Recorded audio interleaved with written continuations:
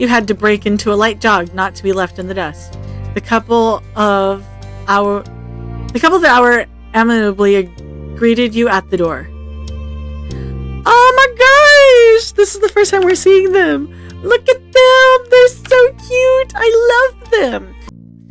Hello everybody and welcome back to the channel, or welcome to the channel if you're new here. My name is Death by Pony and today we're hopping right back in to our life. So without further ado, let's go. Alright, we're going in. Baxter. Let's see what this does. In between. Alright. Done. Feelings for Cove. You know, over the years, a little bit of a crush develops, you know? That's how it be. Yes. Cove's customization, neither. For Baxter, we're in love with the man. We're relaxed. Ready. Yes. Which initiative would you like Baxter for step 4? We'll go with high initiative. And so your days growing up in the loving cradle of Sunset Bird came to an end. In the years that passed since graduation, you moved out of your childhood home and made your own way in the world. You lived alone, lived with a pet, lived with pets, lived with Cove and his fish, lived with Cove, his fish, and the pet you picked. Lived with Cove and his fish. And you were to find company, had a business of your own, co-owned a business with Cove, had multiple ways of earning income, were still focused on pursuing education, co-owned a business in the music, arts, fashion, writing, TV, and movie industry, sporting, gaming, hospitality, health, education, STEM, TV, and movie. Your family members went through the same kinds of leaps into independence. Liz and Lee both eventually earned degrees and started fantastic careers in new towns. But your moms and Cove's father still lived on the same street as they had for all those years before. It was comforting to you that there were some things that remained in the old neighborhood. And despite ever-changing reality of your adult life, your friends were still your friends, though of course things weren't exactly the same for them either. Very recently, Terry publicly came out as a man and switched the spelling of his name to use a Y instead of an I. He also confessed his love for Miranda, which she excitedly reciprocated. They moved in together recently in the city out past Sunset Bird. Derek was busy as always, but doing well. He always made an effort to keep in touch, and you even saw each other in person occasionally. For the person who'd left the town and you behind. You called and texted, and Baxter never answered. You never even tried to make him talk to you. Baxter obviously wasn't interested. He wasn't interested. You still look back on those summer days fondly, but you didn't feel strongly about him anymore, for better or for worse. The longer he was gone, the more it frustrated you. The longer he was gone, the more it saddened you. We still look back fondly. He made the season special, and you'd always remember that. It seemed your thoughts and feelings would go unheeded by him for the rest of your life. And then there's what became of the sad little boy you grew up with, Cove Holden. Somehow, despite the history you had leaving the streets that kept you together for so long, changed the emotions you held inside. Cove had been a friend for years and years, and yet he started to set your heart racing in a way you never could have imagined for most of your life. He truly thrived in his continuous efforts to cultivate a loving and supportive relationship with his family and friends. You couldn't say his personality had changed exactly, instead it became more refined. Cove was a warm, inviting, considerate man who took the lessons he learned over the years to treat the people around him with patience and understanding. When Cove eventually developed a picture of the future he wanted to have as an adult, it ended up being a surprise to most based on his past interests. He went to college to study marine biology. His ultimate goal was to find an environmental construction job on the side while also working at your shared business, and he still volunteered with Orca when his workload allowed it. As an adult, Cove was also able to recognize and have diagnosed that he was on the autism spectrum. It was something that hadn't been noticed by his doctors as a child, but he was still the same Cove it was to you, and he was just glad to understand himself better. It thrilled you to see how happy and successful he'd grown up to be. Of course, growth and change didn't only occur for people who you knew most directly. It happened to everybody. And particularly exciting bit of news came in the form of an engagement announcement. Miranda's older brother Jude was proposed to by his longtime boyfriend Scott Adam, the guy who you'd known as Grant. Learning his actual name after all those years was almost as incredible as finding out the two of them were getting married. After being long distance for a few years, Scott had moved to California to get a place with Jude. You'd even met him in person more than once when visiting Randy and Terry. Both men in the couple were welcoming whenever you'd come around. They loved to look out for Miranda and her little friends. They were in their 30s. For someone barely in the double decades, was barely still a kid. But you counted them as friends of your own. It was like having two big brothers. You only knew them distantly, though. It was like having two big brothers. They sent you a very official letter invitation for their special day through the mail. Terry and Randy were obviously guests as well. Though it was something of a surprise when Cove ended up on the list, he didn't have a personal relationship with either groom. But Cove had attended many Eckler events through his life. Plus, Jude and Scott weren't harsh enough to leave one member of the usual gang out. Now the wedding was fast approaching. It was set to be a fantastic day with friends, family, and celebration of the bonds that brought you all together. Unfortunately, making that plan a reality was easier said than done. The happy couple ended up and needed some help. A lot of it. You squinted into the afternoon sun on a quiet suburb street, one bag slung over your shoulder and a suitcase in hand. It arrived at the Adam Eckert household, your place of residency for the next week about. It'd been weeks since you'd started making plans to come down for the wedding. You weren't going to miss it. However, it was a one-day affair, and coming this far in advance was a last-minute request. Jude, Scott, Terry, Miranda, and the rest of the Eckert clan had been putting on the wedding entirely by themselves. They managed the DIY process as best they could over a few months. But it turned out arranging a marriage ceremony and reception was not on the same level as a birthday party, graduations, celebrations, and family reunions.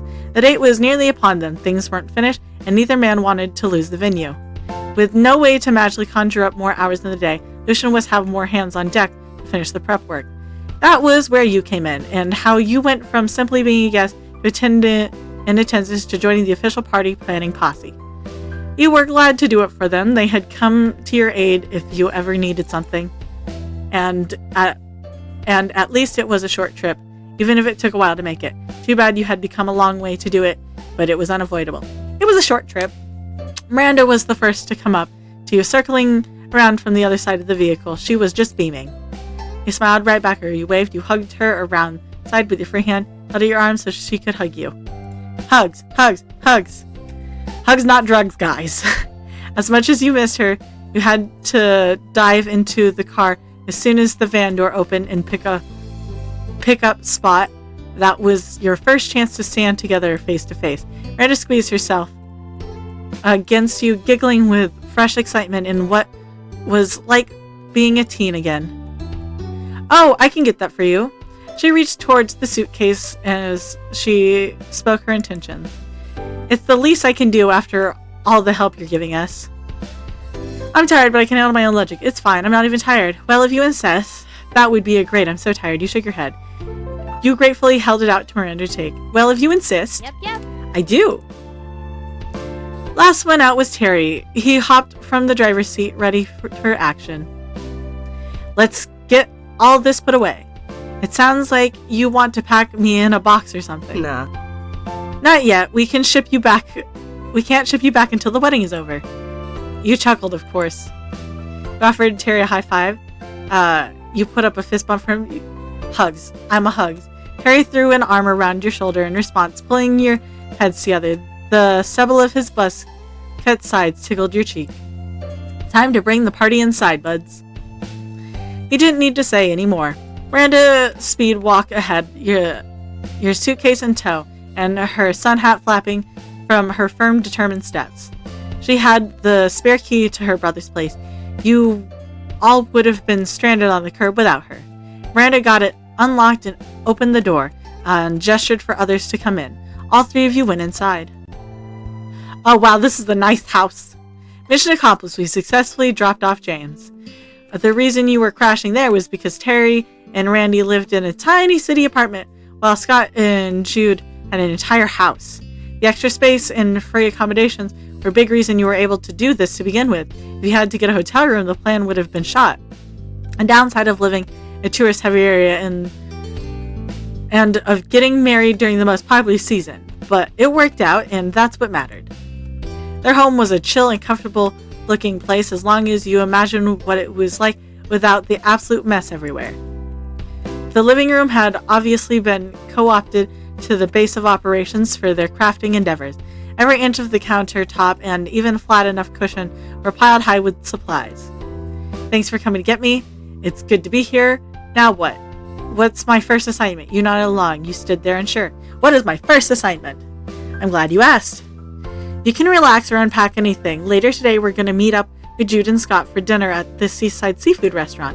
Off to the side, Terry's arms folded with mock seriousness. Technically, it's a business meeting to make the hiring official, but who cares? Not me. Definitely not Jude Scott. Definitely not Jude and Scott. Does care, but in the opposite way. He's going to be waiting for us. Besides, we're all part of the party planning group. We've got to meet the MVP. Oh yeah, and they found someone to plan the wedding? I still don't know how much he can do this late, but it's probably better to have somebody who knows what they're doing around. Exactly, Randy's gonna come together great. I hope so. Miranda sighed wearily. While you'd started your career on the committee approximately 5 minutes ago, it had already been a long journey for the rest of the crew. Wear and tear and frayed nerves were to be expected. However, your presence had lifted the spirits. Miranda perked up when she spoke again. I'll show you which room is yours, James. Thank you. That is an important part of this operation. Thanks.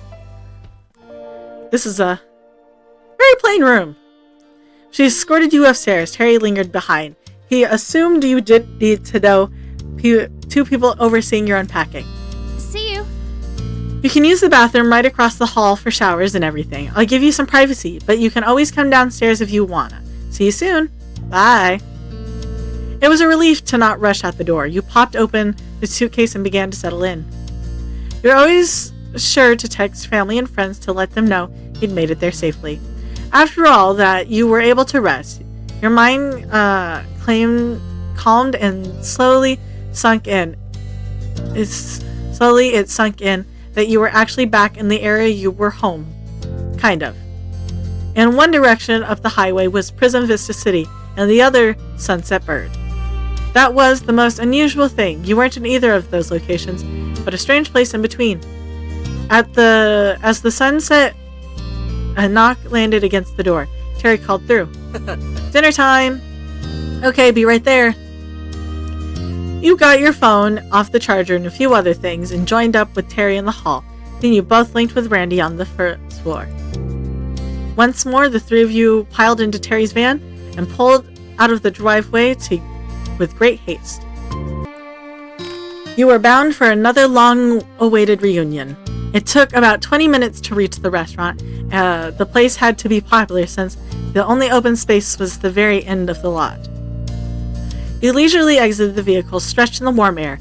Terry and Miranda ambled over in no rush until you glanced towards the building, because there they were, right in front, the curly-haired Jude and the bespectacled Scott. Neither of them were easy to miss on their own, and together they were unmistakable. Hey Jude, dude. Hi Grant. Hey. Hey. Miranda took Terry's arm and dragged him across the tarmac. Whoa. You had to break into a light jog not to be left in the dust. The couple that hour amiably greeted you at the door. Oh my gosh! This is the first time we're seeing them. Look at them! They're so cute! I love them! That one's definitely Terry's brother. And then that one's gotta be the other one.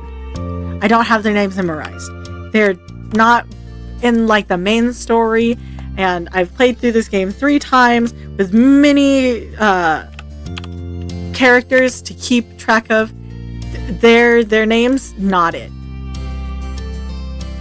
Miranda's one and only brother was living the typical California software development dream. Jude's partner, Scott, was easily able to transfer his physical therapist career to a new state when he moved. Both of them needed to take time completely off from their packed schedules in the lead up to the wedding.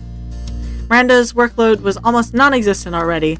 She was normally a teacher's assistant while continuing her education. School was out for her student and herself. It was a bit more awkward for Terry, whose lifeguard services were in high demand during that season. But the whole team was committed to getting things done no matter what. You made it. You made it.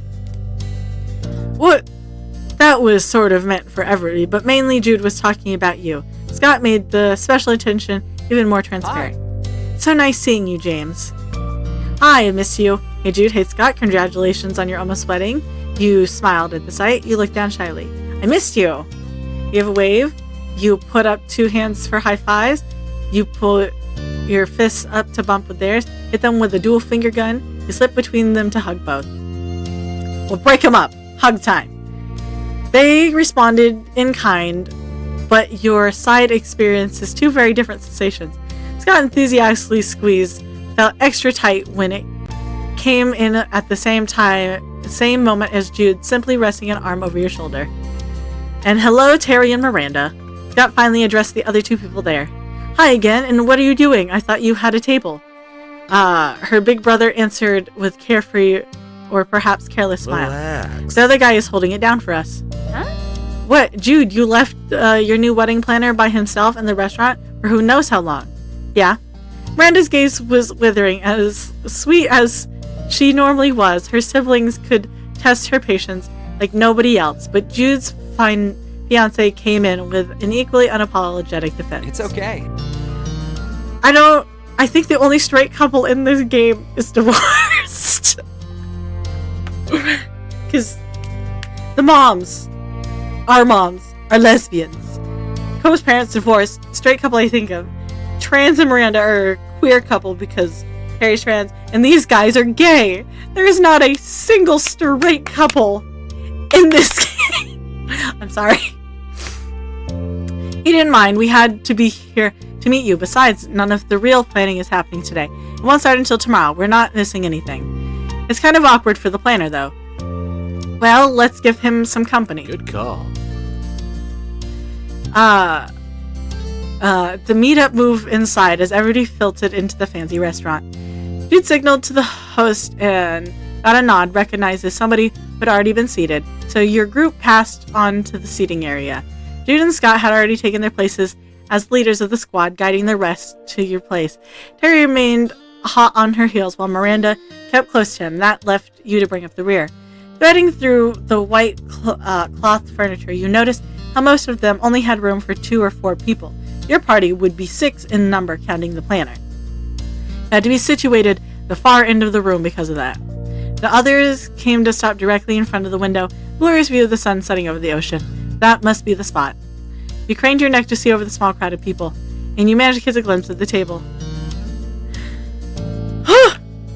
Look at him! A young man was already seated, his legs crossed primely, his chin resting ever so delicately against a hand. Swept hair and tailored suit spoke high level of care and attention to details. In the reddish light of the evening, his roused eyes shone like rich pools of dark honey, and on his neck was a distinct beauty mark, a living portrait of class. And that was the wedding planner. It was Baxter Ward. There was no way on this earth that was who you thought it was. And he was stunning as ever. He seemed super professional. You wondered who he was. What a mysterious stunner. Then you glanced at the others again, not too interested in a stranger. There was no way. So here we are. This is everybody. We've got my sister, her boyfriend, and her friend. Baxter's focus shifted away from the sea view to acknowledge his client, seeing new company, his already heavy little eyes narrowed further, the softness of his smile pinched. Of course you were related to the other Eckert I've met. Why wouldn't you be? The vague comment didn't pass Jude for a second. He was incredulous in an instant. What, you know Miranda? Ah, well. No elaboration, he brushed it off with an actual brush through his hair. But Terry caught the implications and chimed in. Randy, you recognize this guy? She faltered in a similar way, unable to comment, to denying it, but not able to confirm either. You couldn't see that face of your friends. They huddled together, discussed with Miranda in the way that gave you a clear view of Baxter. He was dimly scrutinizing the reactions, tapping his finger against his cheek and gauging what to do next. What? Yeah, Miranda knows him too, so do you, Terry. Maybe they would recognize you if you were wearing black and white, huh, Baxter? Oh, and here I thought you were never coming, Baxter, you tease. All I remember is great to see you again, Baxter. I can't believe you're here and planning a wedding. Maybe they would have recognized if you were wearing black and white, huh, Baxter? Baxter's palms cracked against the top of the table. He abruptly stood, almost knocking over the chair. It was entirely out of place with the restrained countenance he'd always known Baxter to maintain. At his full height, he searched past the others and finally saw the last person attending this meeting. You. Miranda gasped and Terry shouted, Oh my god, it's perfect! It's the drama I needed! I hope you enjoyed today's episode, and if you did, hit like. That way I know you're enjoying the content I'm making. Hit subscribe. That way YouTube brings you back. Here's what happens next. I won't take up any more of your time. Have a good day, and I'll see you all next time. Bye!